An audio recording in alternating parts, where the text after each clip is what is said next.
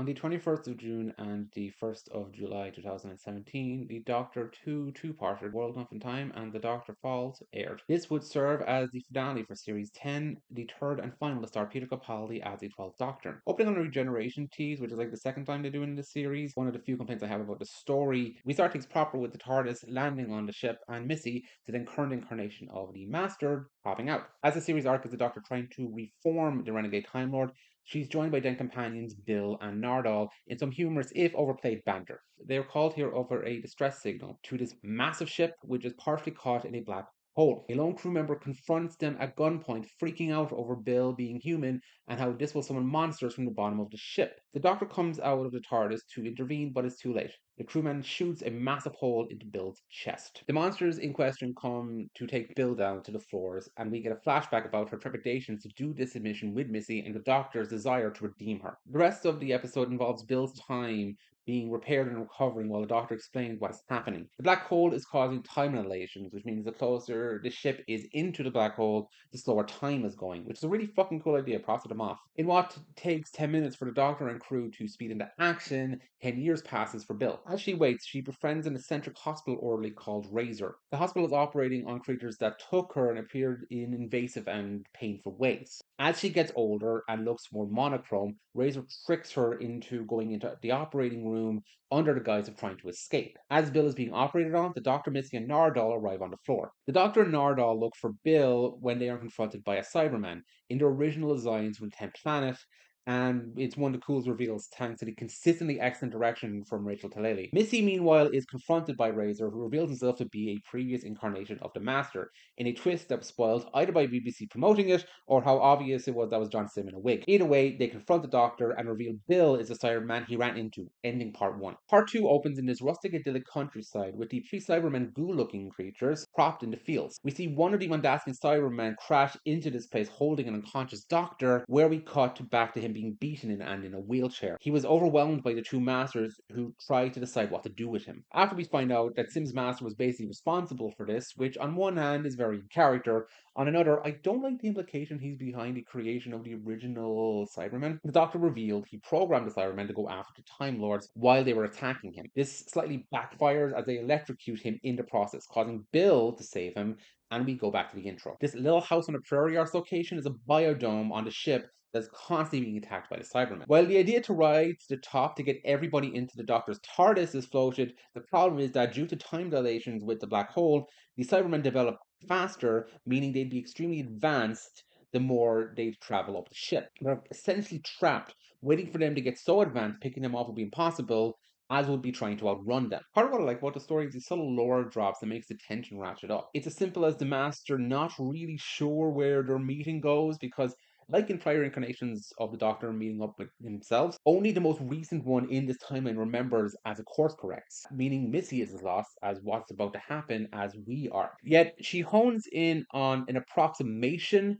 of meeting herself and keeps a part of a TARDIS on her person that is broken on Sims one that keeps them trapped there, meaning they can escape. Another lore detail is this idea of regeneration. The attack on the lower floor of the Cybermen actually triggered the Doctor's regeneration. However, he's ignoring it in order to keep focused on keeping the village safe. It's established that if he gets killed mid-regeneration, he dies for good. Yet he's risking everything to keep these people safe. It's something he tells the Masters once they make their intention to run apparent, leading to the Doctor pleading them to stay, which I'll get back to. It's for naught as both Masters just walk away. As Nardal is coming up with tech to help these people and develop an extremely rushed romance with one of the ladies looking after the children, Bill is having a pretty reasonable crash out as her humanity has been robbed from her. After they set up explosions for a trap, the Doctor orders Nardal to leave with the people while Bill and the Doctor stay to confront the Cybermen. This is essentially a last stand as they cannot survive this trap and need to be there to set off the explosion, all to give these people a scant more bit of time to escape. While they are preparing to make this last stand, Missy, who for the entire time has been torn between her literal past and her friendship with the Doctor, makes her mind up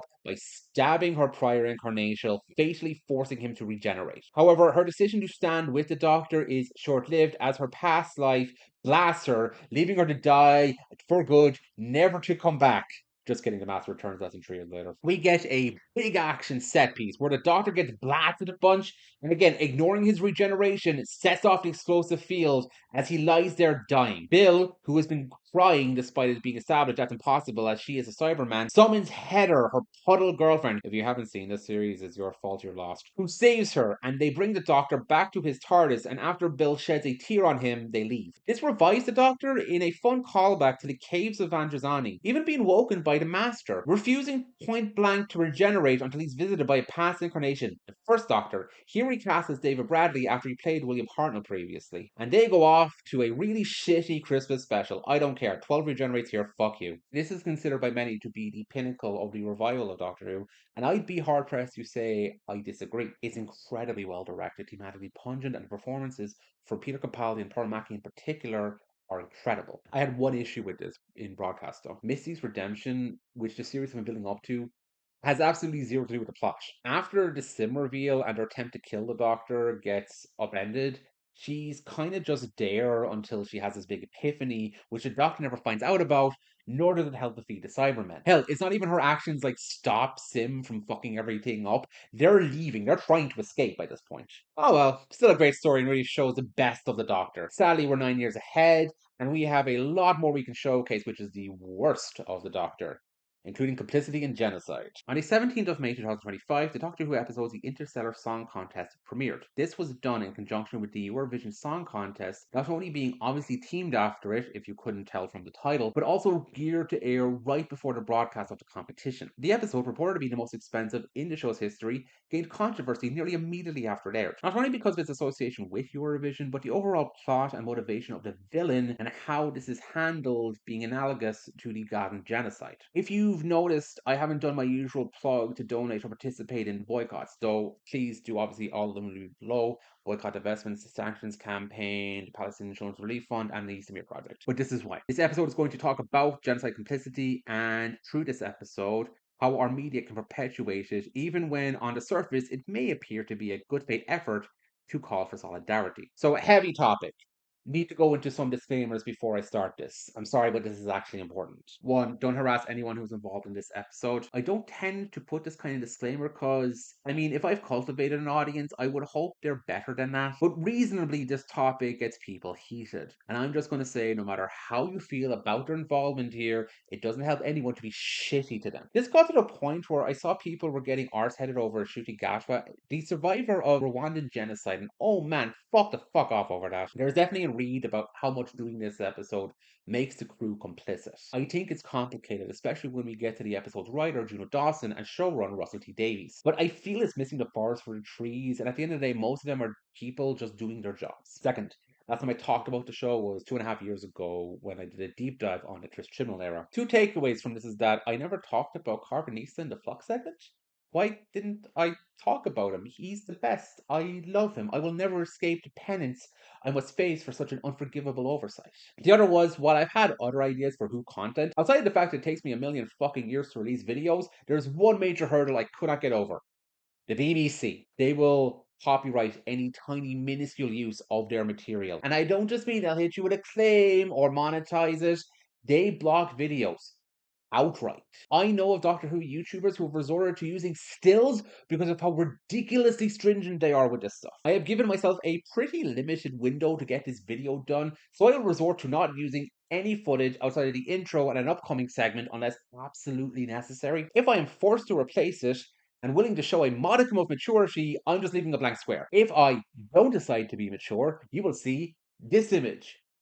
You will find out quick enough what went out. Third, this will be discussing the Gazan genocide, and I have zero intent in restricting my language when it comes to Israel. They are an apartheid state who have been able to get away with atrocities for decades when any reasonable planet would have stopped them before they even got to this point. However, given the recent string of attacks made specifically against Jewish communities, I feel compelled to make it abundantly clear that anti-Semitism has no place in this discourse. Israel must not be conflated with Judaism. A lot of this conflation of anti-Zionism with anti-Semitism has been made by Israel and its supporters. I feel I don't need to justify that. If you don't believe me, go onto Benjamin Netanyahu's Twitter feed for a while and press refresh. But leftists and those who fight for Palestine Palestinian solidarity should absolutely fight against the way anti-Semitism has become noticeably more common over the last few years. And yes, sometimes it's from people with our politics. That's how prejudices work. This isn't helping anyone, as Palestinians or Lebanese or Iranians. It's just fueling more hate that bigots can cling to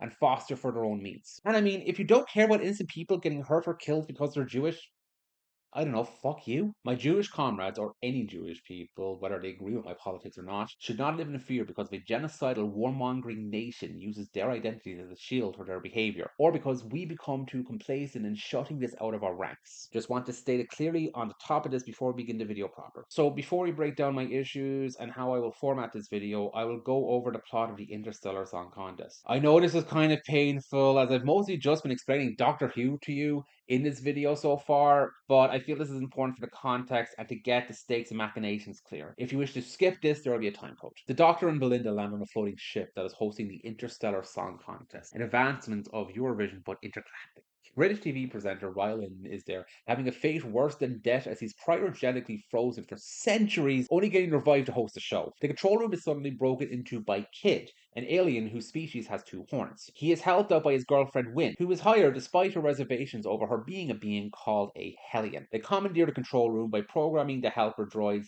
to side with them. After fixing the broadcast to the dress rehearsal, Kid ejects the audience of 10,000 people into the void of space. They are saved by the Doctor, who realized the broadcast was being tampered and triplicates the air bubble so they can oxygenate. However, they still freeze in the vacuum, and as a consequence, the Doctor himself gets ejected. Oh, I guess Mrs. Flood is here, and she also gets ejected, but that has absolutely nothing to do with this episode's actual plot, so you're spared my rant here. Some are not ejected. Belinda, through sheer dumb luck, and a contestant named Carla and her songwriter Len, who are saved by Wynne. There are also the Gabstones, a bickering married couple who had their pod accidentally stolen by the Doctor and Belinda, thus were spared the ejection. The Doctor, about to be frozen like the rest, has a vision of Susan, the daughter's granddaughter, making her reappearance on the show after a 42-year absence, which goes absolutely fucking nowhere. But again, don't worry, this has nothing to do with this episode. What does have to do with this is that she gives the Doctor a boost to grab a confetti cannon and project himself back into the ship. The Gabstones pick him up and revive him, one of the couple's Mike being a nurse. Belinda, meanwhile, meets Cora and Len,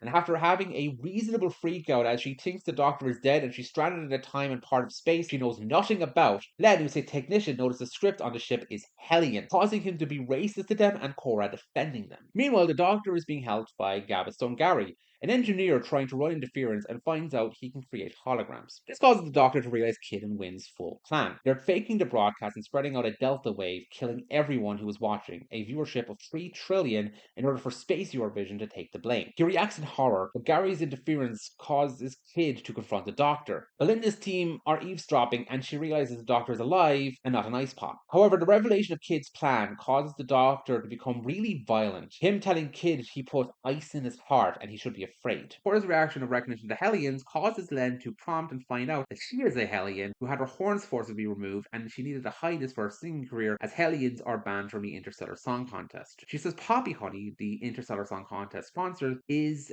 part of her people's genocide, as the cleverly titled The Corporation raped the planet of the seed to create it, killing nearly all of its inhabitants. Kid and Wynne want revenge for this. Belinda and Cora decide they need to get there and talk them both down from mass murder. However, they're beaten by the Doctor, who uses Gary's hologram know-how and his own tech to reject one of 2 kids, distracting him enough to disable the Delta Wave. Despite the enemy defeated, the Doctor uses a hard-light hologram to torture Kid with 3 trillion volts, each one to represent the people he was about to kill. His own granddaughter yelling at him doesn't stop it, but Belinda does, and after a quick exchange between Wynne and Cora, the 2 Hellion criminals are apprehended. The Doctor uses Ryland's cryogenic chamber to revive the people in stasis in the vacuum of space, using both technical and medical expertise of the Gabstones to save the day. With everyone back, Cora puts on a special performance of a Hellion song, which brings everyone to applause. Doctor and Belinda have a brief exchange about how violent the Doctor got, before Graham Norton, who appeared earlier to set up the hologram stuff, pops up when Earth is mentioned to set up the finale that isn't in our interest. I'm probably thinking, if you're not too versed about the ep or remember that well, hang on, the repressed people come off looking pretty decently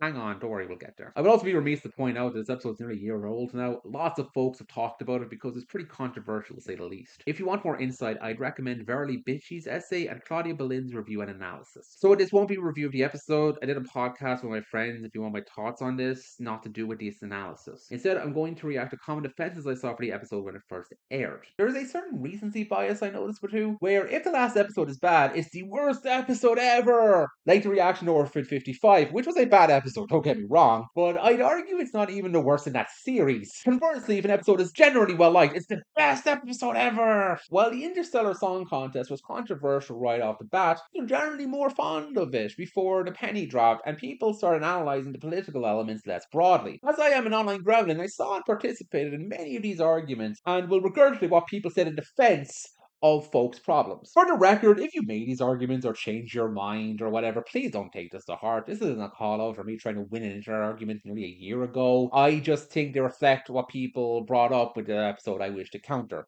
Without further ado, how is the episode a parallel to Palestine? The Hellions can be analogous to any oppressed people. So I'm putting aside the well-documented unease of Israel even competing with Eurovision, and especially more recently, as they've used the show as a propaganda tool, partially because Verily Bitchy goes into that, but also because I don't have to, because of Poppy Honey. Now, a lot of this is over Doctor Who fans with very little knowledge of Eurovision, particularly if they're not within countries that participate in it. But on top of Israel's involvement, one of the biggest controversies is their sponsorship of Moroccan oil. Despite the name, it's a line of beauty products produced in Israel. This is something they try to hide, also precisely where their factories are, but this has not prevented the company from being a target of boycott movements for absolute years. This puts another light on Eurovision's relationship with Israel, which I'll talk a bit more later. But their sponsorship, which was announced in 2019, was around the time Israel was set to host Eurovision, which led for a lot more boycott calls. The Hellions could arguably represent other persecuted people. They're not exactly one to known analogous to Palestinians, but a race exterminated by the primary sponsor of this space Eurovision puts down the likelihood of what this is meant to be an allusion to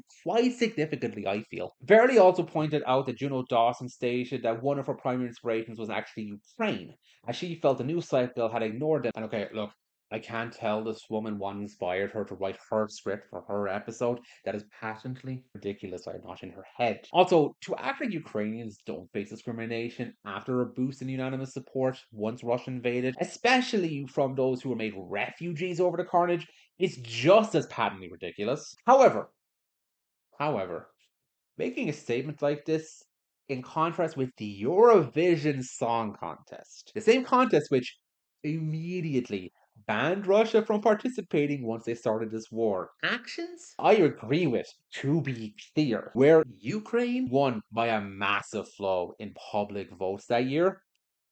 That Eurovision? Dawson was hired to write this before Eurovision 2023. So even if the war had left headlines, Ukraine were still the incumbent winners of the competition. Look, I could be way off base here. Maybe it's what inspired her. But the context of this being Eurovision, where the Hellions are the ones not able to join the contest, as well as the Moroccan oil parallels, I have my doubts. Anyway, talking about when Dawson was hired, that brings up my next defense I want to tackle. But she wrote the episode before the genocide started. Don't you know how TV is made? Already went over, Eurovision was already in controversy over their association with Israel, but okay, I want to tackle one thing before I break down the logistics of this. The idea that this conflict only started because of Hamas's attack on October 7 is an absolute ploy. It's not one that's really spread around as much anymore, but I saw enough to say it's done to give Israel cover for their actions. I'm not telling you how to feel about the actions on October 7th themselves. Innocent people should not die, end of. But to act like this just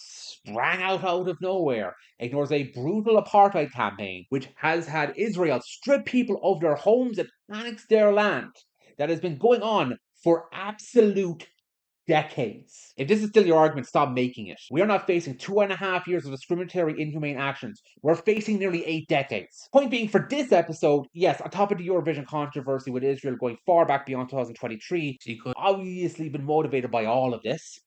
But that doesn't even matter because she fucking wrote the script even after the genocide broke out. As mentioned already, Dawson got the assignment for the script around the shooting schedule of The Church on Ruby Road, which was around February 2023. That doesn't mean the script was completed before October. In fact, Russell T Davies alluded it was on its 9th draft in Doctor Who magazine's 600th issue, which was released in February 2024. So yes, the genocide could absolutely have influenced her work, even if you want to judge by that timeline. This argument kind of reminds me of James Gunn's rebuttal of the conflict of Baravia and Jaranpur in 2025 Superman movie was inspired by Gaza, because he had the script in prior to October 7th. Even taking into account how stringent they are about not starting production on a film without a script they believe in ready, I somehow doubt literally nothing changes about the script during production. Considering they started filming well after the genocide began, it really seems likely it was inspired. And even if that wasn't the case, things between Israel and the occupied territories were pretty fucking ugly leading up to that day. So yes,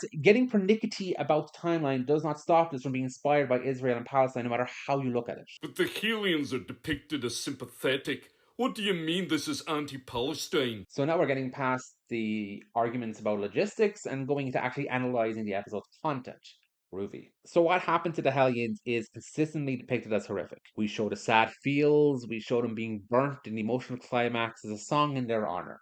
This is all fair, I'm not going to refute that. But it's taking these teams at incredible face value, because what was being depicted was always half the issue. It's also how and what is implicated. There are three Hellions in the story: Kid, Win, and Cora. Kid is a straight up sadist. Win is conflicted but ultimately compliant to plan to murder trillions for Helia, and Cora is the most sympathetic and fleshed out as someone who ran for her own safety and joined the song contest hiding who she is. I'll get back to Kid.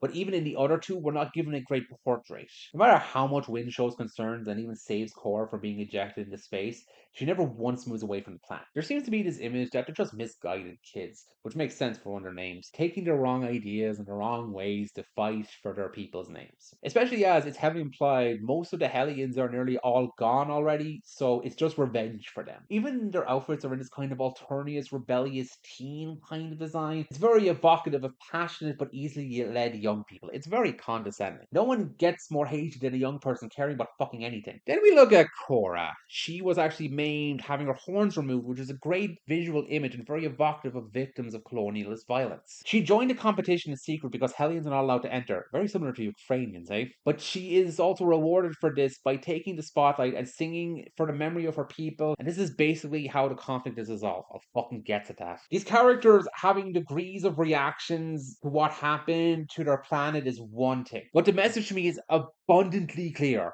Revolutionary action only leads to violence and suffering. Placating yourself to the status quo is the right thing, because they may in fact change their ways for you. This just seems to be the way the episode operates in terms of the discrimination Hellions face. When Len speaks rather disparagingly and pushes myths about Hellions, Cora defends them vigorously.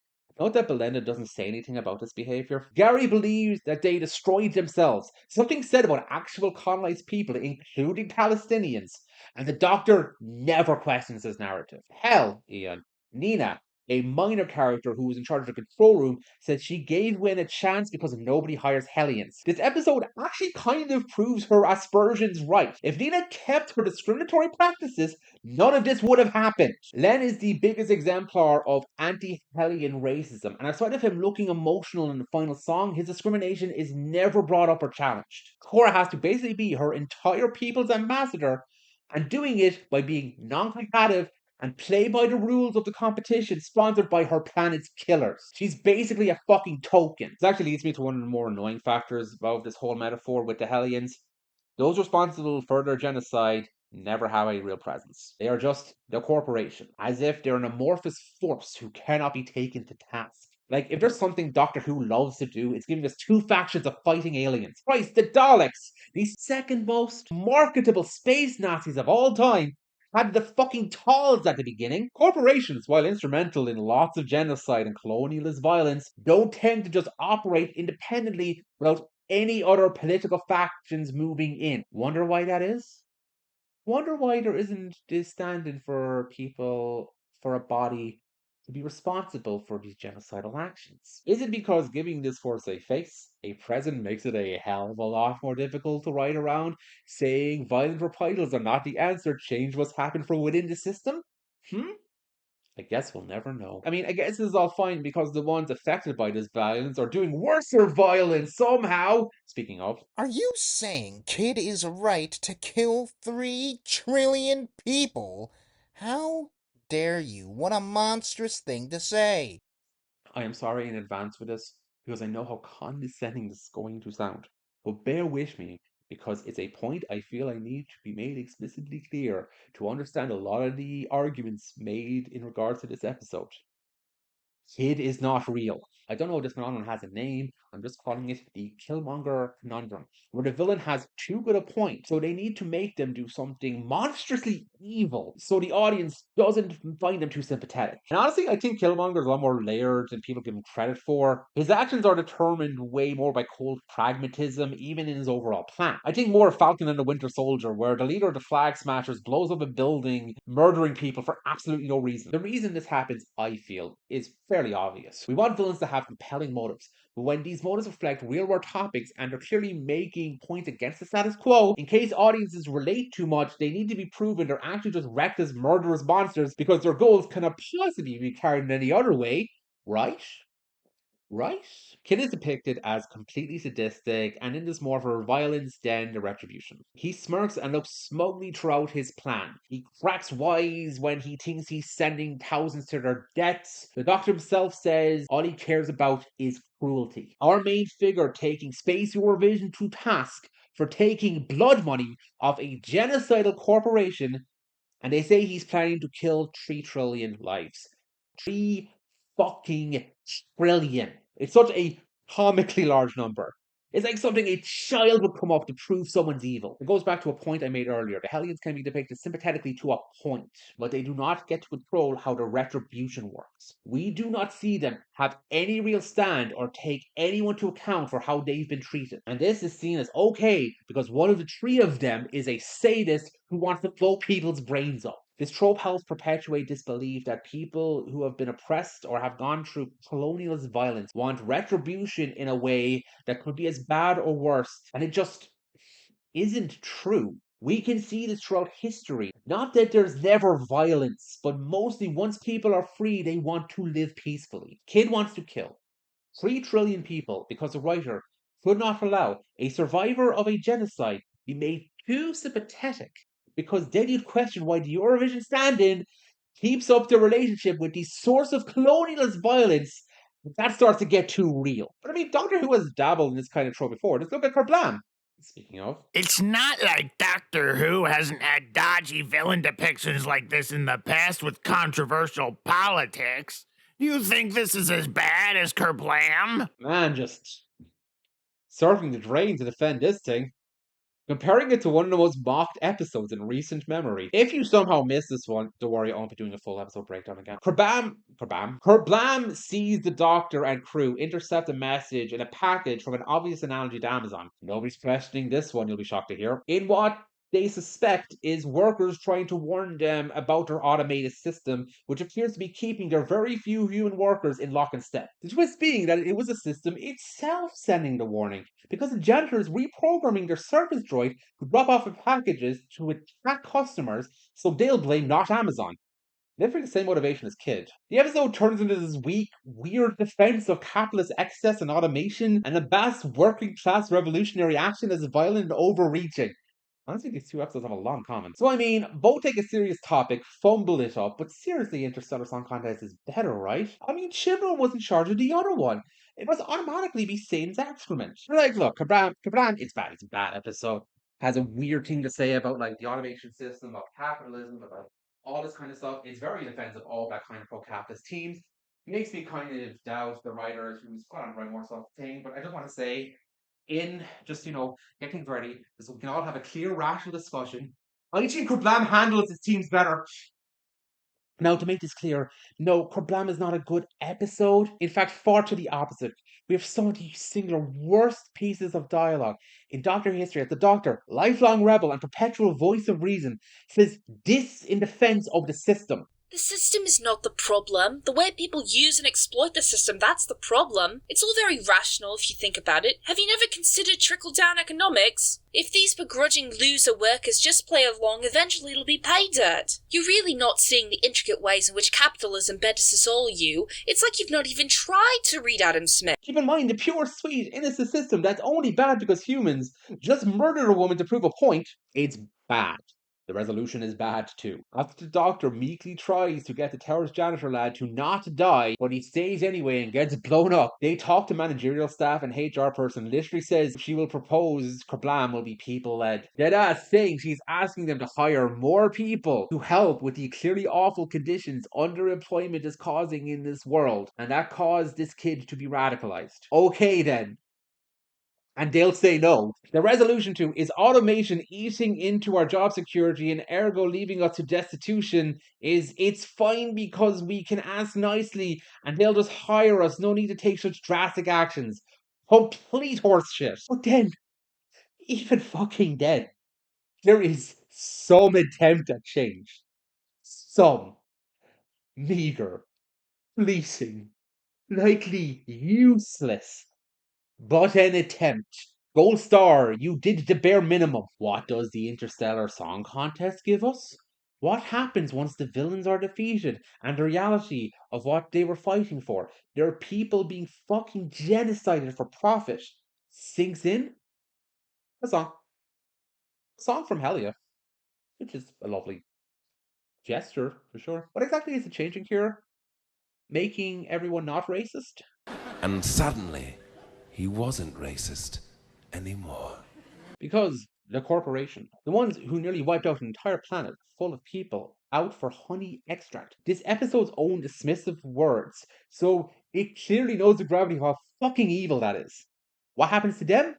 Literally nothing. We have a Coda being the doctor musing on his temper tantrum. Yes, I'll be talking about that soon. And then Graham Norton comes in to set up the finale. The doctor that wants to topple the empires just appears to be letting these guys keep being sponsored by ethnic cleansing profiteers. Because, I mean, I can't find it a little weird that this episode seems to think the problem with the Hellions is the racism, yeah? Like, it appears to be they want you to focus on how they were being marginalized and lied about.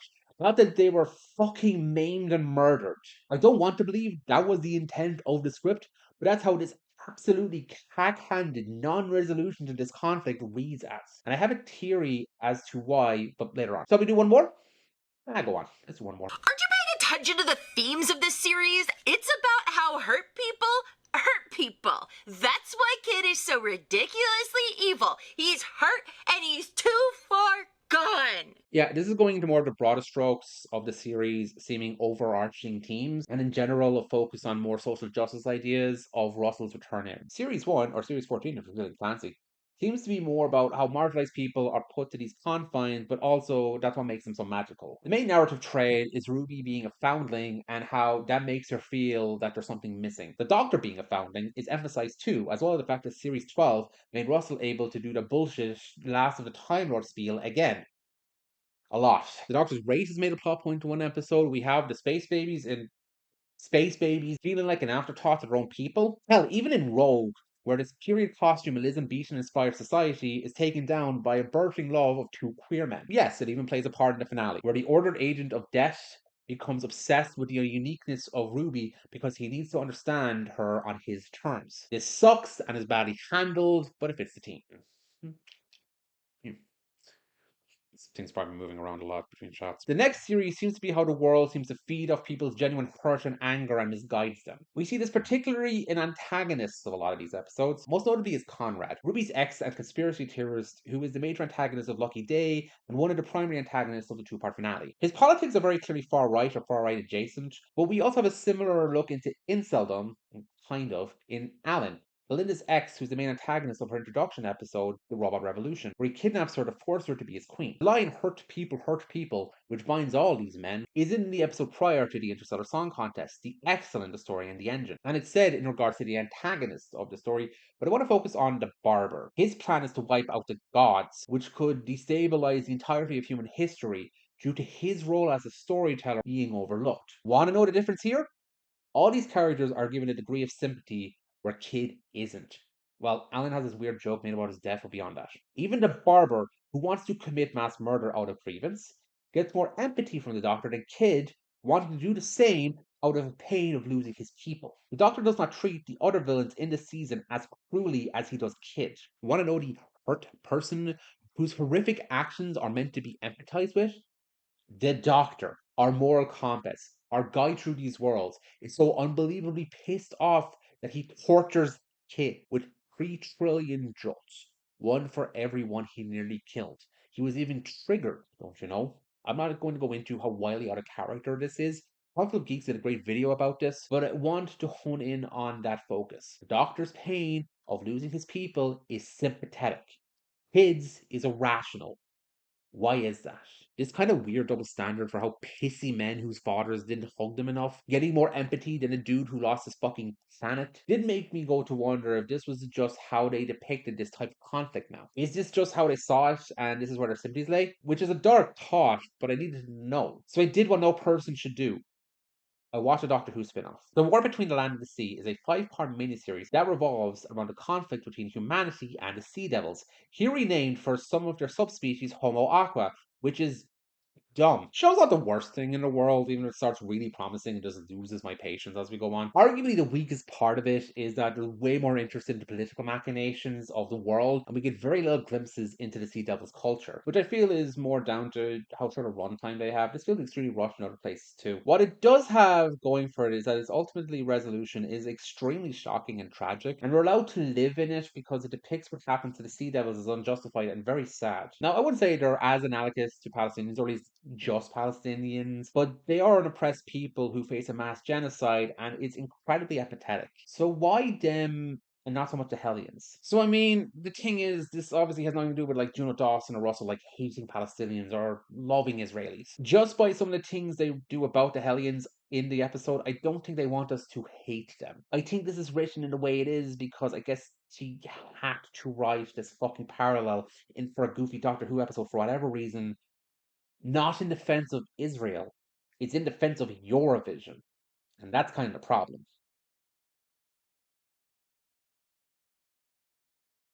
I don't feel I need to explain Zionism to you, but hey, for the sake of thoroughness, let's crack into an explanation. Broken down simply without any other context, is the belief that the Jewish people have the right to their own homeland. Now, you can have a lot of discussions around this alone, but we are strictly speaking about this in the colonialist sense, which is the main way people in the present day discourse mean it by. That is, their right to a nationalist state within Palestine, which, as we all know, was made a little more complicated by people living there, to put it lightly. As implied, Zionism has many forms and definitions. One of these tied into the more colonialist framework is known as liberal Zionism, which is essentially pushing the Zionist project of Israel within the softer, democratic, progressive sheen. It can be argued it's a more nefarious faction of traditional Zionist talking points. Even with how right-wing the Israeli government is, it pushes a softer, agreeable face to the country and makes it more palatable for the world stage, in particular what's known as the West, i.e. the US and Europe. Despite the Israeli regime's increasingly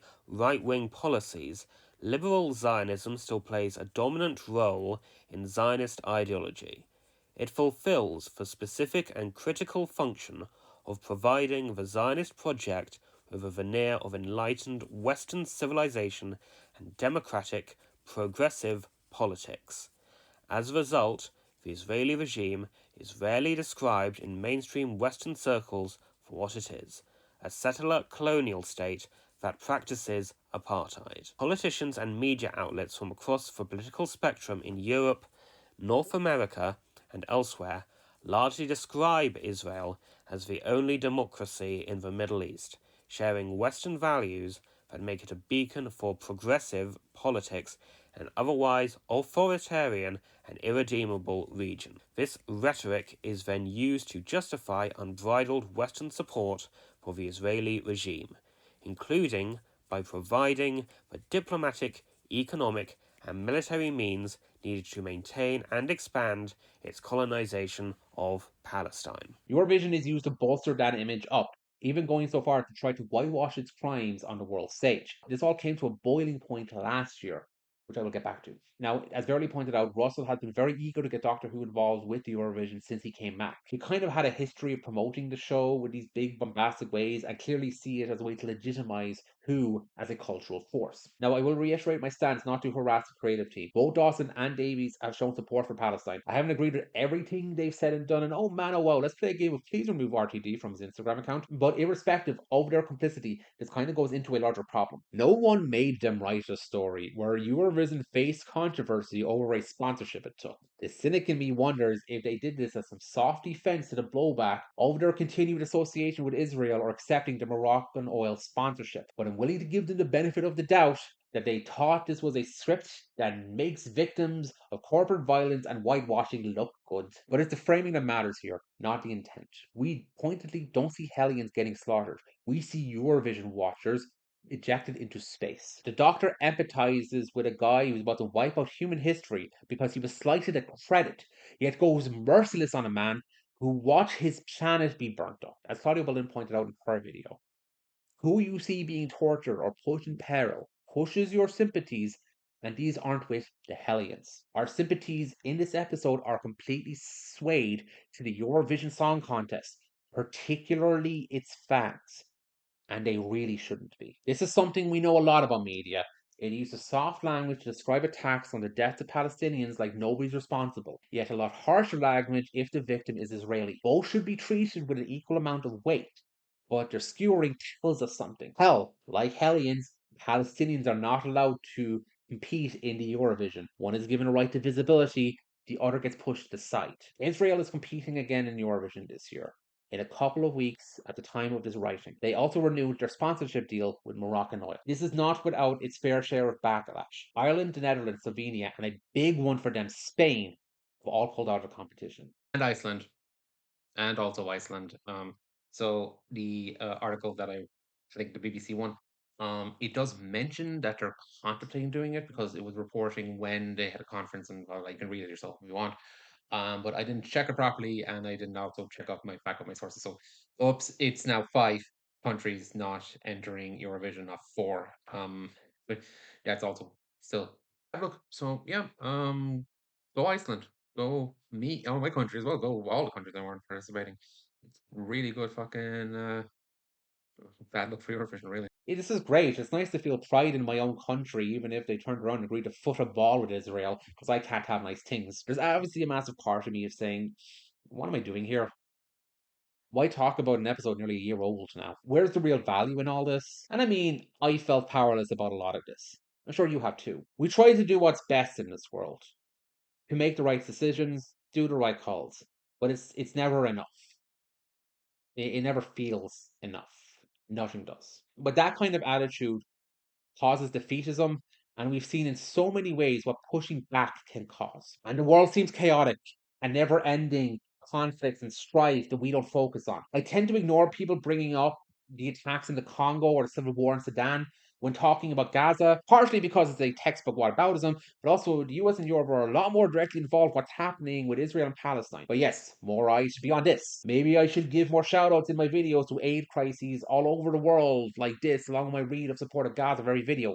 I don't know. And man, what it feels like that even our escapism and general living conditions comes at a cost. Because I'd love to tell you can consume Harry Potter products without contributing financially, even mildly, to a virulent bigot. And I would love to say that watching Hoppers or Toy Story 5 to infinitely bankrolled and beyond isn't rationalizing a homophobic stance their company is currently adhering to. Hell, I would love to say you can buy a new phone. A thing that without it makes modern life almost impossible. Without those profits helping to bankroll atrocities in said Congo. But I can't do that.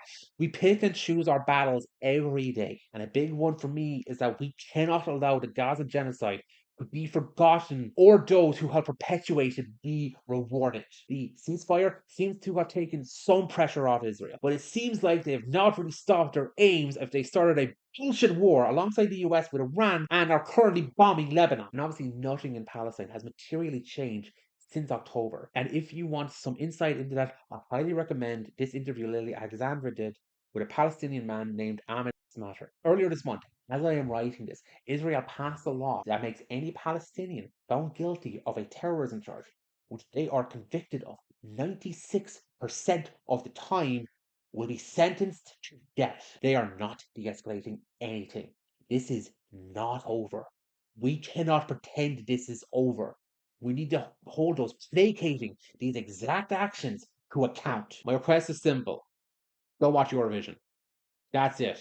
Simple as goddamn activism you could do. Easy for countries not in Eurovision, but don't switch the channels with it on. Make a big stink about it on socials. Make sure the EBU knows. that continuing to get financial support and continuing to use their platform to whitewash the atrocities of Israel will not be accepted. They can get simpering Doctor Who episodes that don't make these associations look insidious, but we can bring the visibility. Over 73,000 killed. And this is just going off recent Who figures. The actual numbers could be far higher for all we know. It doesn't sound real, It doesn't feel it. And as we're talking about visibility, let me give you something quite visible.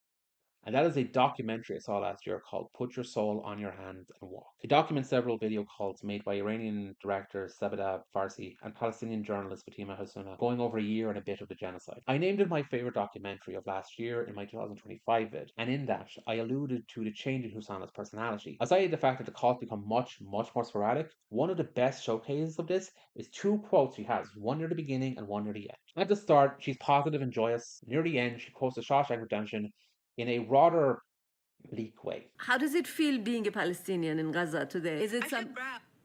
Proud? I feel very proud because I feel very feel that are strong and brave and very important for the world. Whatever they hate us, whatever they destroy us, they kill us, we will be laughing and living and defeat us. No. They can't defeat us. You believe in that? Yes. That's Of good. course. It is the Strongest thing? What is the strongest thing? that we have nothing to lose. Nothing to We have lose. nothing to lose. There is a quote in it named Shawshank Redemption. No. Have you seen it? No. Yes. Okay. You must. Yes, there is a quote in it. It spoke about hope. The prisoner was said. Prisoner said, very dangerous thing.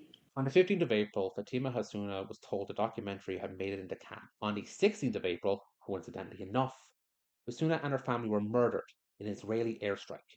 She was at the oldest 26 years of age. But hey, at least she got to be a visible face. Of over 73,000.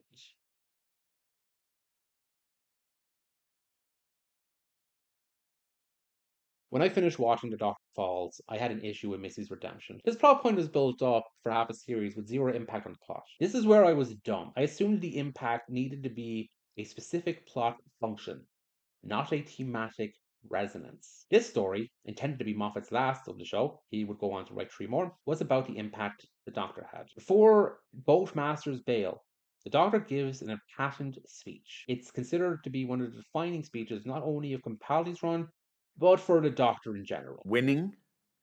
Is that what you think it's about? I'm not trying to win. I'm not doing this because I want to beat someone, because I hate someone, or because I want to blame someone. It's not because it's fun. God knows it's not because it's easy. It's not even because it works, because it hardly ever does. I do what I do because it's right. Because it's decent. And above all, it's kind. It's just that. Just kind. If I run away today, good people will die. If I stand and fight, some of them might live. Maybe not many, maybe not for long. Hey, maybe there's no point in any of this at all. But it's the best I can do, and I'm going to do it. I'm going to stand here doing it till it kills me. You're going to die too. Someday. How will that be? Have you thought about it? What would you die for? Who I am is where I stand. Where I stand is where I fall. Stand with me. These people are terrified. Maybe we can help a little. Why not? Just at the end. Just be kind. It doesn't work on them, he thinks. But it doesn't matter the impact he inspires. It matters that people want to do good because of his example. Just like Missy does in that final moment. Because it's right. Because it's decent. And above all, it's kind.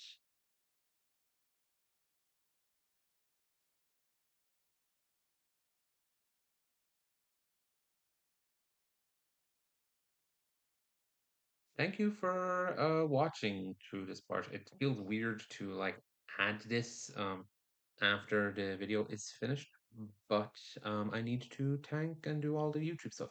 So if you've noticed, there are photos coming on your screen. These were taken by Fatima Hassouna. The subject matter of "Put Your Soul on Your Hand and Walk." Dan sadly was murdered by the IDF. So these are from an article called A City of Ghosts. It's a photojournal that she took. It was going to be published anonymously, but after she was killed, they put her name on it. I don't have every photo in this, so it'll be linked below. Please check it out. Please check her work. Her memory shall live on in eternity. Obviously, thanks to everyone who read for me. Always great just to have people willing to do that.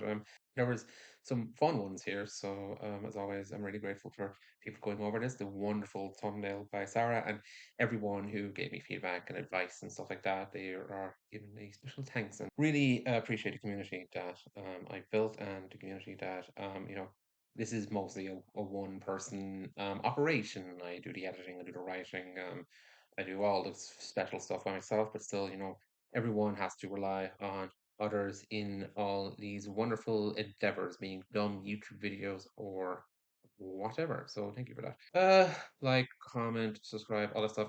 This one isn't really. I don't really care if you support me or the channel or whatever. The important thing is you work towards pushing a further ban on Eurovision because the five countries leaving is not looking great for them. And if you are in a country that's still in Eurovision, don't watch them that night. Make sure that they know. Just make a big stink about it. The semifinals are starting May 12th and May 14th, with the finals taking place on May 16th. I will probably make some posts or reshare this video and all that kind of stuff. I'm only on BlueSky really, but whatever you kind of do that, so please just push for that. That would be amazing. And to close this off, I want to read a poem from Palestine. I know I just made fun of the episode for like doing this performative solidarity. I don't think again that these gestures are unwelcome or unkind. They do have their place. It's just broader actions should also be taking place. Like again, doing the boycotts, doing the donations, doing what you can to help and add pressure. But this is a poem from Rifat Alarir, who was murdered in December 2023, shortly into the genocide. He was a poet, scholar, and activist. The poem is called If I Must Die. If I must die, you must live. To tell my story, to sell my things, to buy a piece of cloth and some strings. Make it white with a long tail, so that a child somewhere in Gaza, while looking heaven in the eye, awaiting his dad who left in a blaze, and bid no one farewell, not even to his flesh, not even to himself, sees the kite, my kite you made, flying up above, and thinks for a moment an angel is there, bringing back love. If I must die, let it bring hope. Let it be a tale.